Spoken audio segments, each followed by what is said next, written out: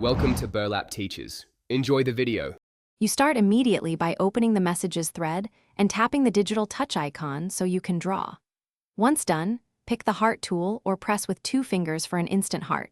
This tells the system to register a beating pulse rather than a static shape.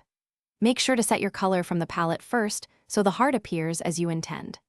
This first stroke establishes size and rhythm, and practicing light versus firm presses trains your touch sensitivity for later steps. Once you have a basic heart, refine it by drawing a smooth outline and then holding the center to animate a pulse. This creates the beating effect recipients feel. You should vary pressure. Lighter touches yield thinner lines and slower beats.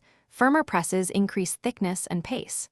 Make sure to use the undo or clear controls if the shape looks uneven, because tighter lines read better on small screens. This middle stage is about control and timing, so the heart feels intentional, not accidental.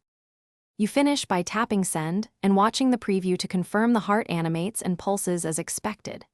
If the pulse fails, try the 2-finger tap again or select the heart tool explicitly, because the gesture can misregister on first try. Make sure your app and device are updated, and if recipients report no haptic feedback, restart your device and check Bluetooth and haptic settings.